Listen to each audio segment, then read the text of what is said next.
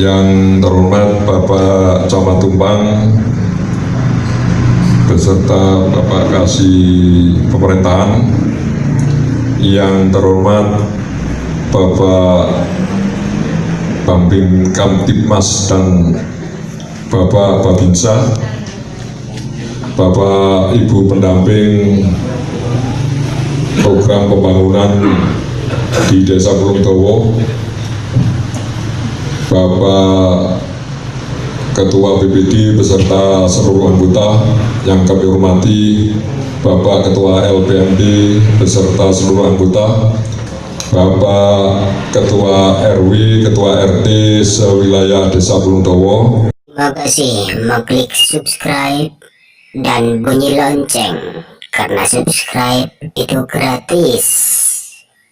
Bapak semuanya yang saya hormati, Bapak Camat Tumpang beserta jajarannya yang saya hormati, Bapak Kepala Desa Pulungdowo beserta jajarannya yang saya hormati juga dari BPD Pulungdowo, yang saya hormati juga Bapak dari Babinsa dan Babin Kamtibmas Desa Pulungdowo, tentunya rekan sejawat dari pendamping desa yang saya muliakan dan yang saya hormati, bapak-bapak RT RW di seluruh desa Pulungdowo. Marilah kita panjatkan puji syukur kehadirat Tuhan Yang Maha Kuasa, di mana pada malam hari ini kita tentunya diberikan kesehatan, rahmat, hidayah sehingga bisa hadir dalam kegiatan musyawarah desa yang sifatnya khusus, yang rencananya membahas tentang perubahan RKP kedua anggaran desa tahun 2020 dan rencana kerja pemerintahan desa tahun 2021.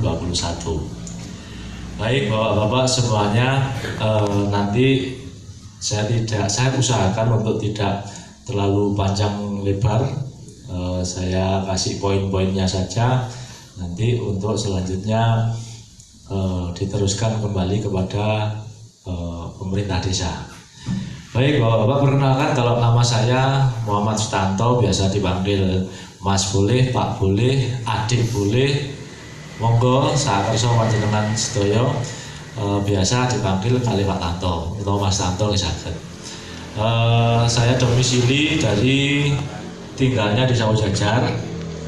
Kebetulan memiliki surat tugas pendamping desa di Kecamatan Tumpang sejak Januari 2020. Suatu kehormatan saya ditempatkan di wilayah Tumpang yang memiliki keunikan sekaligus kesempatan saya menggali ilmu yang lebih dalam di wilayah Kecamatan Tumpang, termasuk panjenengan semuanya yang insya Allah nanti tentunya akan saya jadikan sebagai guru saya yang terhormat. Itu Bapak-bapak. Mengenai informasi mengenai perubahan RKP desa tahun 2020 ini nanti, karena ada perubahan kedua Bapak-bapak, anggaran di desa tahun 2020 tahun ini sesuai dengan surat edaran Menteri Desa, bahwa dana desa nanti, sisa dana desa yang ada itu diarahkan untuk satu tentang pengadaan masker untuk masyarakat, satu jiwa itu minimal itu nanti dianggarkan untuk 2 masker. Tetapi alangkah baiknya bila desa juga memberikan dukungan, artinya masyarakat bisa menerimanya sampai menjadi 4 masker. Tentunya penganggaran masker ini memerlukan anggaran. Nah, anggaran ini tentunya disesuaikan dan diimbangkan dengan anggaran yang sisa anggaran tahun 2020. Nah, masker ini nanti akan dibagikan oleh pemerintah desa sebaiknya melalui BUMDes. Nah, apabila BUMDesnya belum siap, tentunya langsung bisa pemerintah desa nanti mengupayakan bagaimana yang terpenting adalah masyarakat bisa mendapatkan masker dari dana desa. Apakah sudah mulai disebarkan di sini, Bapak? Sabun? Oh, terima kasih pemerintah desa Bulungdowo yang setelah mengibarkan bendera start pembagian masker kepada masyarakat. Oh, ini terima kasih. Oke. Nah, di sini ada BUMDes Bina Sejahtera Bulungdowo. Jadi sekaligus juga dalam kesempatan ini saya sampaikan bahwa Desa Bulungdowo itu memiliki BUMDes yang namanya apa nih, Pak? Bina Sejahtera. Jadi harapannya memberikan kesejahteraan bagi masyarakat Bulungdowo. Insyaallah ngoten menawi, Pak. Nah, dalam masker nanti jangan lupa untuk dipakai, digunakan sebagaimana mestinya, dan kemana-mana lebih baik juga digunakan. Kalau kotor juga bisa dicuci, jangan sampai digawe terus sampai bulu terus mari ngono diguak, jangan. Untuk menghemat bisa, karena menggunakan kain itu juga masih bisa dicuci tuh. Nah, selain masker nanti sisa anggarannya itu digunakan untuk bantuan langsung tunai lanjutan. Nah, jadi sisa anggaran dana desa yang ada nanti diupayakan oleh pemerintah desa setelah dihitung berapa penerima bantuan sebagai tindak lanjut atau lanjutan dari BLT sebelumnya. Apakah datanya berubah, artinya penerimanya berkurang atau bertambah, nanti disesuaikan dengan perimbangan keuangan sisa anggaran. Nah, itu besarannya Bapak-bapak itu tidak sama dengan yang kemarin. Besarannya saat ini 300.000. Kalau surat edarannya itu selama 3 bulan, tetapi ada catatan, dilihat dulu juga kekuatan anggarannya, apakah kuat enggak diberikan selama 3 bulan kali penerima bantuan kali 300.000. Bila kurang, nah tentunya ada kebijakan-kebijakan dari pemerintah desa. Nah, surat edaran lagi apabila masih ada sisa anggaran dari pengadaan masker, bantuan PLTDD lanjutan, beserta apabila masih ada sisa anggaran, itu nanti diarahkan kepada PKTD, Padat Karya Tunai Desa. Nah, nanti ada pekerjaan yang sifatnya itu tidak memerlukan alat dan bahan, tetapi hanya tenaga saja yang akhirnya bisa dibayarkan, yang tujuannya untuk dana desa bisa dimanfaatkan dan memberi manfaat kepada masyarakat semuanya. Nah, ketika konsep atau ketika arahan tersebut, tentunya dana desa juga secara otomatis akan berdampak langsung kepada masyarakat, sebagaimana tujuan dari dana desa itu ada, sebagaimana tertuang dalam Undang-Undang Desa, Undang-Undang Nomor 6 Tahun 2014 tentang Desa. Itu sekilas tentang perubahan anggaran desa yang kedua digunakan untuk kegiatan hal tersebut. Nah, tentunya panjenengan nanti akan bertanya, loh, ini misalkan bangunan ini rencananya dibangun untuk tahun 2020 kok ternyata tidak terbangun, ini bagaimana? Nanti saran saya, apabila masih belum jelas silahkan tanya saja di kantor desa. Tetapi sebagaimana yang saya jelaskan, adanya perubahan anggaran tadi, Jadi usulan-usulan tentang kegiatan pembangunan di tahun 2020 yang ditetapkan kemarin-kemarin di tahun 2019 dan rencananya dilaksanakan di tahun 2020 itu diadakan perubahan anggaran. Kalau di istilah bahasa Jakartanya direfocusing atau direalokasi anggaran. Kalau di bahasa Bulungan, Pulung Dawa mungkin dirubah, didadekne ketiga urusan tadi, termasuk ada masker, ada bantuan langsung, dan padat karya tunai di desa. Nah, tentunya itu semua mekanismenya dalam menganggarkan dan mengatur itu ada mekanisme atau aturan-aturan tertentu biar tidak menyalahi aturan. Nah, tentunya disesuaikan dengan sisa anggaran dana desa yang ada. Itu kiranya. Mengenai perencanaan tahun 2021, sebagaimana kalau tadi saya melihat ini prioritas penggunaan dana desa 2021 pada Permen Desa PDTT nomor 13 tahun 2020. Jadi ini arahan dari Kementerian Desa bahwa anggaran dana desa tahun 2021 nanti diprioritaskan beberapa poin. Yang poin besarnya adalah tetap pada pemulihan dampak COVID-19. Artinya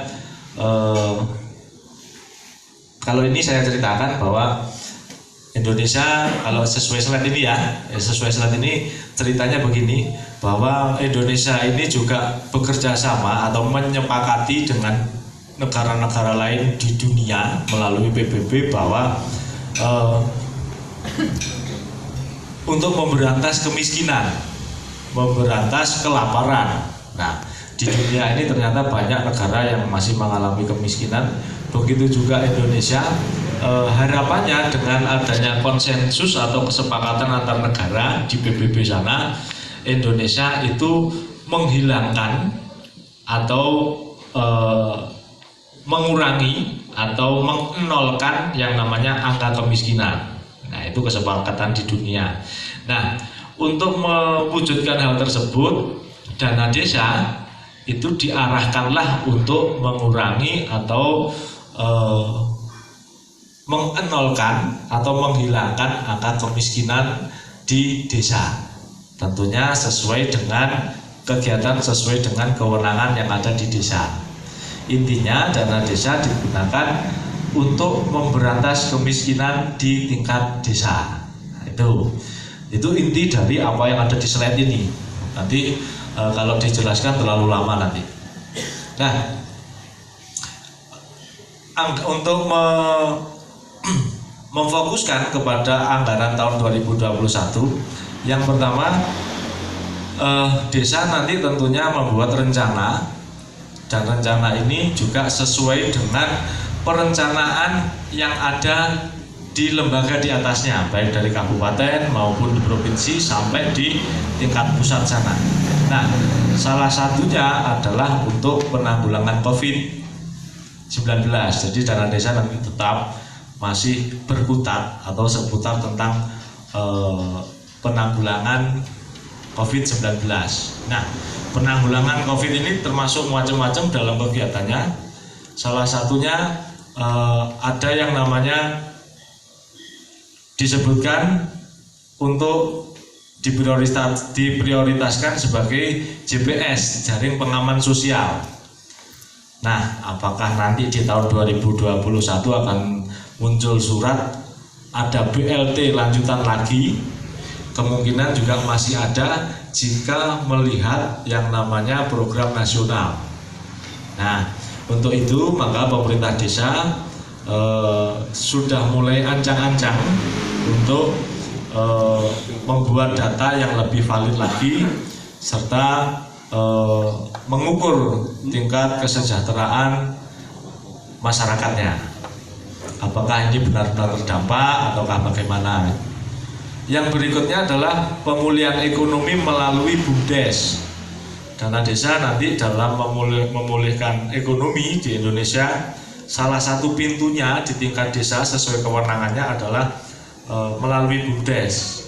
Sebaiknya Pak Kades, BUMDes di Bulungan yang namanya juga sudah tertera di dalam masker, marilah kita dukung bersama-sama untuk tambah berdirinya, tambah kuatnya, tambah sinerginya, tambah manfaatnya tentunya BUMDes ini untuk masyarakat di Pulau Dawa ini. Nah, kemudian prioritas selanjutnya ada pada sektor pariwisata. Pariwisata ini menjadi agenda bagian dari prioritas penggunaan dana desa. Nah, pariwisata yang dimaksud ini adalah urusan kepariwisataan, jadi lebih luas lagi. Misalkan tentang kuliner itu juga sudah bisa disebut wisata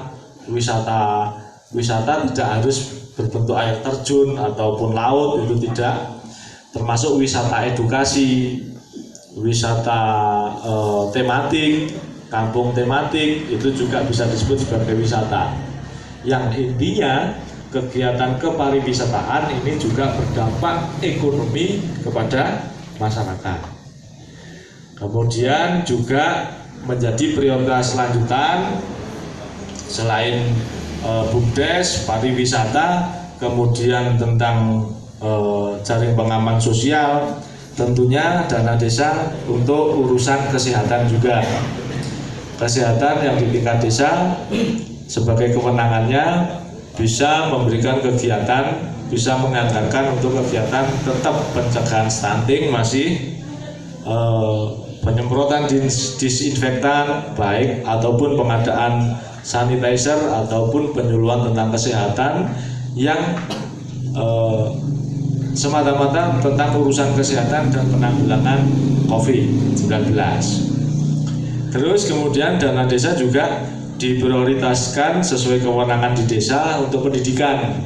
Nah, pendidikan ini termasuk PAUD, karena kewenangan desa ranah dan jalurnya adalah PAUD beserta sanggar belajar, misalkan sanggar budaya atau sanggar-sanggar yang lain, yang intinya ada transformasi nilai atau pertukaran pengetahuan, itu juga bisa disebut sebagai kegiatan pembelajaran. Nah, kegiatan pembelajaran ini sebenarnya juga bisa didanai oleh di dana desa. Kemudian setelah kesehatan ada pendidikan juga. Yang terakhir untuk diprioritaskan juga ketanggap daruratan terhadap bencana non alam. Nah, ini tetap ketika semuanya dari awal sampai terakhir saya sebutkan, ini juga masih berkutat tentang penanggulangan COVID. Nah, tentunya apabila ada tambahan, apabila ada usulan dari masyarakat masih bisa, misalkan Pak RT ini mengusulkan untuk dibangun ini, RW ini tanahnya sudah longsor atau jalannya sudah rusak, tentunya masih bisa, dan itu nanti tentunya diimbangkan atau ditata mana yang menjadi diprioritaskan gitu. Terus kemudian intinya dana desa tidak menjadi hal yang kaku, tetapi sesuai dengan kebutuhan dan kewenangan di tingkat desa. Itu mengenai beberapa prioritas yang diarahkan terhadap penggunaan dana desa. Nah, dalam penyusunan RKP tentunya nanti ada tim perumus dan penyusun RKP. Jadi tim RKP nanti setiap tahun tentunya akan disahkan oleh Kades. Jadi output hasil malam hari ini adalah minimal nanti juga sudah ada rencana atau rekomendasi siapa saja yang menjadi tim perumus dan atau penyusun RKP tahun 2021. Nah, Kalau melihat di tempat lain itu kan ada, mungkin di sini juga memiliki kemiripan bahwa tahun 2020 juga sudah ada timnya. Nah, apakah itu perlu dirotasi, diganti atau dilanjutkan? Tentunya melalui musdes ini atau musdes atau musyawarah di kemudian hari. Saran kami sesuai dengan arahan aturan baik dari undang-undang desa maupun dari aturan turunannya sampai kepada Permendagri nomor 114 dan 113 tentang desa, harapannya dalam tim perumus RKP nanti ada keterwakilan pihak perempuan. Jadi kalau kebiasaan kita menggunakan laki-laki semua, sebaiknya mulai kita memasukkan unsur perempuan agar supaya keterwakilan kebutuhan perempuan itu juga bisa diakomodir atau memiliki ruang untuk dimasukkan di dalam anggaran di desa. Contoh misalkan posyandu, termasuk polides, ibu hamil, anak-anak dan lain sebagainya, termasuk pengadaan PMT dan lain sebagainya yang urusan tentang kesehatan. Begitu sedikit yang dapat saya sampaikan. Apabila ada kurang dan lebihnya, tentunya saya sebagai manusia biasa mohon maaf yang sebesar-besarnya. Terima kasih. Assalamualaikum warahmatullahi wabarakatuh.